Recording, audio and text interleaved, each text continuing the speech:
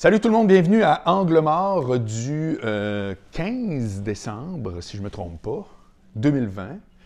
Alors habituellement, mon Angle mort, qui est un quotidien audio, mes vidéos le lundi, était un peu, je démarrais sur Tout le monde en parle, qui n'a pas eu lieu hier, parce que la saison est finie, ça reprend quelque part comme fin janvier. Et puis, je voulais quand même vous jaser de mon sujet du jour, qui est, est-ce que ça vaut la peine maintenant de prévoir? Alors, je vous explique. Moi, j'ai parlé dans d'autres podcasts, puis j'ai parlé dans un de mes livres qui s'appelle « L'important, c'est ce que les autres pensent », donc qui est mon troisième livre, d'une théorie qui était celle de Thomas Friedman, un éditorialiste du New York Times, qui a écrit un livre qui s'appelle « Thank you for being late », donc « Merci d'être en retard ». Puis il montre une courbe là-dedans qui est super géniale. Il explique que la vitesse du changement a dépassé la capacité d'adaptation. C'est-à-dire que les innovations qu'il y avait dans le temps, comme mettons l'avènement de la voiture, qui a changé beaucoup la société, parce que là, les gens pouvaient venir travailler en ville, etc., puis blablabla. Le monde avait des décennies pour s'habituer à ça. Tu sais, les changements étaient lents. Ma mère, mes parents ont eu une vie qui ressemble comme deux gouttes d'eau à leurs grands-parents, puis là, tu recules. Tu sais. Mais à partir de ma génération, je dirais le X baby boomer, là, ça s'est mis à débouler, notamment en 2007, avec l'arrivée du iPhone, c'est-à-dire l'appareil avec lequel je vous parle actuellement. Et là, ça fait exploser les applications qu'on fait exploser toutes, c'est-à-dire Uber, Tinder, Amazon, name it. Internet en 1995 a déjà été une révolution. Puis l'arrivée de l'Internet qu'on a sur nous, et là, évidemment, j'entre là-dedans, tout ce qui s'appelle médias sociaux, désinformation. Les gens ne savent plus trop où donner de la tête. Je pense que ça explique tout. Ça explique tout. Ça explique le climat, donc ça bouge trop vite. Ça explique la difficulté aux gens de suivre, ça explique les antidépresseurs, ça explique tout. C'est-à-dire qu'on n'a plus ce qu'il faut pour changer aussi vite. Et moi, la question que je me pose, c'est est-ce que ça vaut la peine, dans ce contexte-là, de prévoir? Est-ce que tous ceux qui sont les bons de la... Tu sais, genre les REER, la diminution du risque, ça vaut-tu la peine encore de faire ça? Parce que il y a un an de ça, qui aurait pu prévoir une pandémie de même? Vous allez dire, on aurait dû peut-être, mais la réalité, c'est que partout dans le monde, ça n'a pas vraiment été fait. Puis, qui aurait pu prévoir qu'en 9 mois, on aurait, en date d'aujourd'hui, des vaccins qui arriveraient, 9 mois, qui ont été approuvés, etc., qui tout à coup vont être distribués, alors que normalement, ça prend des années. Ça, on se le faisait dire au début. Calmez-vous, il va falloir apprendre à vivre avec ça, parce qu'avant que le vaccin arrive, et là, bien, quand l'humanité au grand complet se met sur un dossier, puis que ce dossier-là peut être lucratif en plus, on est dans un monde capitaliste, qu'on le veuille ou non, bien, ça fait en sorte qu'il y a des surprises. Bref, il y a des surprises des deux bords. Dans votre vie de tous les jours, il y a du monde qui, tout à coup, vous propose des affaires, vous n'avez rien demandé à personne, puis vous faites « Wow, c'est génial ». On a ce que moi j'appelle des rencontres déterminantes, c'est-à-dire tout le monde dans notre vie, on a des rencontres qui changent le cours de notre existence, qui font en sorte qu'on s'en allait vers là, puis tout à coup, on a une porte qui s'ouvre de l'autre bord. On ne peut pas y arriver tout seul. Mais tout ça est tellement accéléré que tu te dis, ça vaut-tu la peine de prévoir encore? Alors, évidemment, je pense qu'il y a un bout que oui, c'est-à-dire que ça serait un peu suicidaire de dire, moi, maintenant, je pense que le lendemain n'existe plus. Ça fait qu'à tout moment, on peut exploser, puis une scène qui rentre, une scène que je dépense, puis je suis sur le party pour l'éternité, c'est de vos affaires, mais je ne pense pas nécessairement que c'est bon. Mais l'autre côté de la clôture, j'ai entendu les deux. J'ai entendu des gens dire « Ouais, maintenant, je vais y penser à deux fois, je vais avoir une job précaire, une job comme pigiste, je vais essayer de me trouver une job au gouvernement, etc. » Bon, peut-être. Mais qui dit qu'il n'y aura pas non plus aussi des choses qui vont arriver au sein des gouvernements partout? Qui dit qu'on est capable de supporter des pensions puis des régimes de retraite où ce que du monde parte à retraite à 54 ans? T'sais, surtout qu'aujourd'hui, le 54 ans d'aujourd'hui, j'ai 54 ans, c'est pas le 54 ans à l'âge de mon grand-père, qui était déjà un bonhomme à 40 ans. Fait qu'il y a plein d'affaires qui te font dire, en tout cas moi, qui me font dire qu'il y a un nouvel équilibre à penser. Alors, il n'y a pas de recette miracle. J'aimerais ça vous dire, savez-vous quoi, ce qu'il faut, c'est faire ça, faire ça, faire ça. Habituellement, c'est même ce qui pogne, c'est quand on dit exactement, mais bref, moi, je ne suis pas de cette école-là. Mais il reste que j'ai l'impression qu'il faut redéfinir c'est quoi prévoir. Parce qu'il y a un bout qu'on peut essayer de prévoir puis qui ne se prévoit plus pantoute. Puis la vie avant était beaucoup plus linéaire. T'sais, moi, je vais vous donner un exemple. Mon grand-père, a été marié plus de 60 ans avec la même femme, la seule qu'il a connue dans sa vie, a changé à chaque fois, c'était peut-être pas chaque année, mais souvent, pour des Pontiac qu'il achetait chez Sauvageau à Saint-Raymond-de-Portneuf, toute sa vie, puis a gardé la même job toute sa vie. Je vous défie de trouver une personne aujourd'hui qui a un des trois. Lui, il a les trois, un des trois. Alors, Vous allez dire, changer son auto tout le temps, c'est pas... Non, je ne dis pas que c'est un plus. Je dis juste que c'était dans les habitudes de l'époque, une stabilité monstrueuse.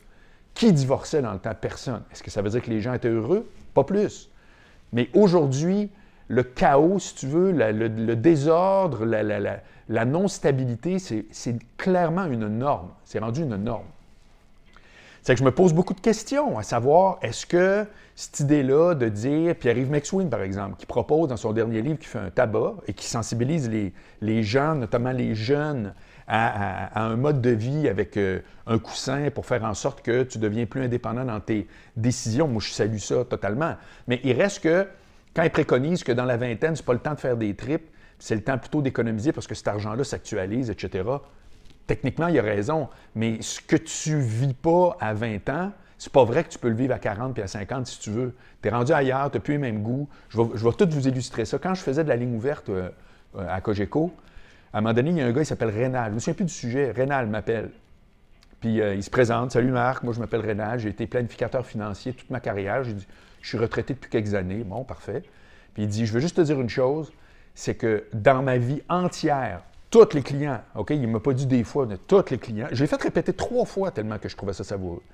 Il dit, dans ma vie entière, il n'y a aucune personne, aucun de mes clients qui m'a dit quand je travaillais avec lui puis qu'on se voyait une fois par année ou autre, Rénal, ça actuellement, je me prive, on ne fait pas ça moi puis ma femme, parce que quand on va être à retraite, c'est là qu'on va embarquer là-dedans et qu'il l'a fait. 0 fois, c'est quand même spectaculaire.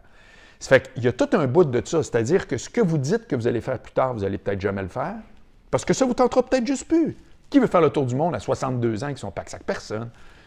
Ça, c'est de un. Puis deuxièmement, la vie change tellement que peut-être que vous avez des projets qui ne pourront pas se réaliser.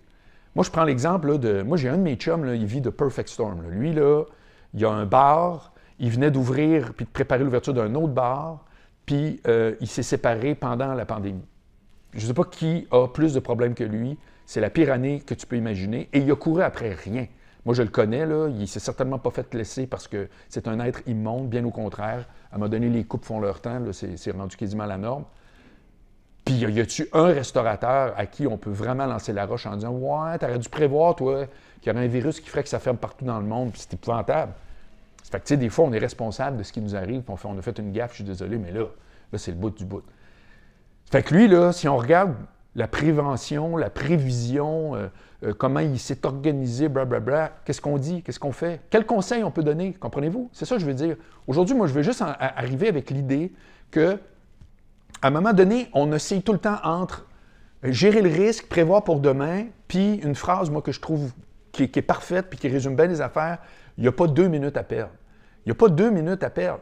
Le temps qu'on perd en se disant « oui, mais peut-être que, puis il faut faire attention, puis telle affaire », c'est du temps qui ne revient pas. Ma sœur m'a déjà dit, puis c'est pas elle, c'est une phrase qui est de tout le monde, là, mais en tout cas, c'est elle qui me l'avait mis dans la tête. Dans la vie, tu as du temps ou tu as de l'argent. C'est rare que j'ai connu les gens qui ont les deux. Moi, j'ai bien plus de temps que d'argent, clairement. Mais du temps, j'en ai tout le temps eu. Je réussis tout le temps à faire mes jobs. Fouille-moi pourquoi. Je fais de la radio, c'est pas long. Je fais des pubs radio, c'est pas long. Puis quand je dis c'est pas long, pas me dire que tu botches ça, c'est des activités qui, par définition, sont comme payées cher de l'heure, dans le sens que personne ne fait 8 heures par jour de la radio. Ça se peut que tu fasses de la recherche, puis de la faire. Moi, ma chronique, puis mon sujet d'aujourd'hui, exemple, puis ma chronique que je fais avec Sylvain, elle me demande minimum 2 heures le matin. Je me lève vers 6h30, 7h30, puis j'en ai toujours pour 2 heures, parce qu'à un moment donné, tu cherches un sujet qui punch, un sujet avec l'éditorial, un sujet où tu vas avoir de quoi dire. Je ne suis pas un reporter, moi je ne ramasse pas une nouvelle en disant « Ah ben j'ai lu, voilà, je vous rapporte ça ». Non, non. Ça fait que c'est vraiment... ça prend du temps, mais c'est jamais 8 heures par jour, comprenez-vous? Jamais, jamais. J'ai jamais eu une activité qui prenait ça. Tu fais un show, tu le prépares de longue haleine, mais à un moment donné, quand tu le fais, il dure 2 fois 1 heure. Là. Ça fait qu'il y a des métiers plus techniques, par exemple. Je pense à côté, juste en face de chez nous, ils montent une tour. Bien, eux autres, ils font 8 heures par jour. Ils commencent à 7, finissent à 3. Puis on ne s'en sort pas. Là. Être à la construction, c'est travailler 8 heures par jour. Tu sais. Ça fait que, OK, il n'y a pas 2 minutes à perdre, mais d'un autre côté, comment on agence ça avec la gestion du risque? Moi, je fais juste dire qu'à partir du moment où on se rend compte de ça, qu'on se rend compte que les choses bougent beaucoup, puis qu'un genre de principe de précaution, comme on faisait avant, tu mets ton argent de côté, tes petits REER, la vie faisait ding-dang-dang, comme mes parents, comme mes grands-parents. Moi, je pense que ça n'existe plus. Ça ne veut pas dire que c'est impossible, mais les chances qu'il arrive rien en cours de route, puis rien, je veux dire, c'est pas rien en voulant dire, tout le monde de toute époque a eu toutes sortes de problèmes. La vie était beaucoup plus rude avant. Comprenez-moi bien, mais elle était beaucoup plus stable. Les filles de Caleb, là, le gars, il partait, il coupait du bois l'hiver, c'était tough. Mais c'était ça, puis l'autre hiver, puis l'autre hiver, puis l'autre hiver, comprenez-vous? Puis il revenait, puis les enfants avaient grandi, puis tout, puis c'était toujours sur un même couloir, c'est plus ça. Puis en même temps, je trouve qu'il y a beaucoup de monde qui sont... Il y a beaucoup de monde qui déguise beaucoup de décisions dans une simple gestion du risque, qui vont dire que j'ai pesé le pour et le contre, etc. Mais dans la vraie vie, le vrai critère, c'est gérer le risque. Puis c'est ça, moi, que je pense qui n'est pas winner. Je pense que c'est pas une bonne avenue. À un moment donné, il faut que tu ailles... Si j'avais une façon de prendre ça, c'est que je dirais, c'est quoi ton projet prioritaire? Puis celui-là devrait être non négociable. Moi, mon projet prioritaire, c'était de faire des spectacles à Paris. Moi, pour moi, là, être à l'affiche à Paris, là, c'était comme une affaire hallucinante dans ma vie et je l'ai vécu 100 fois plutôt qu'une, en autoproduction. Ça fait que sérieusement, je vais vous dire, j'ai payé le prix. J'arrivais là, j'avais un coloc, on vivait dans 400 pieds carrés à deux. J'ai vécu pendant presque un an sur un petit clic-clac qu'on appelle là-bas, un divan lit, très confortable. Tu le sais que tu n'es pas là pour l'univers, tu vis une aventure. Donc jamais je me suis plaint de ça. Mais quand même, qui aurait fait ça? J'avais 43 ans, je pense, ou 42.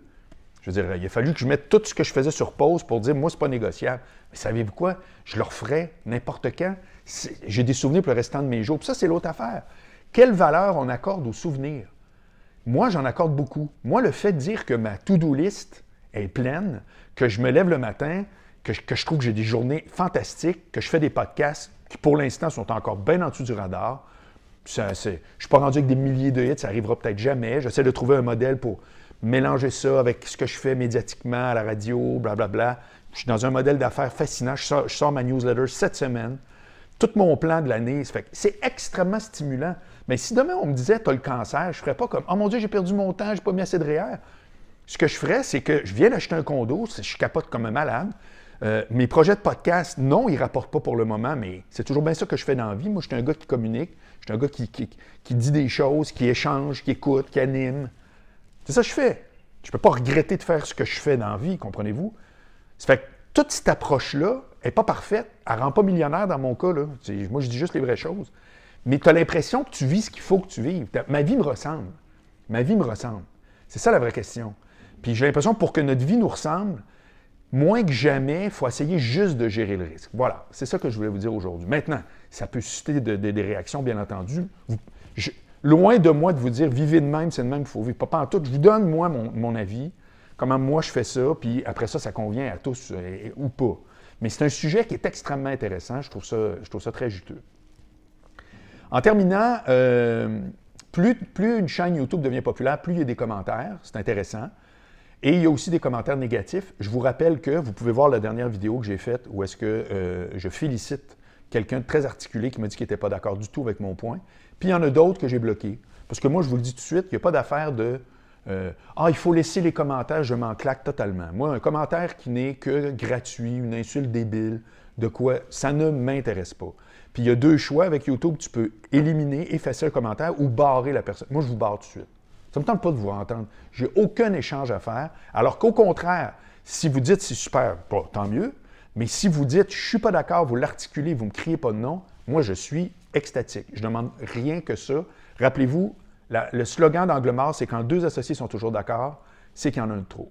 Sur ce, une excellente semaine. Abonnez-vous à tous mes trucs.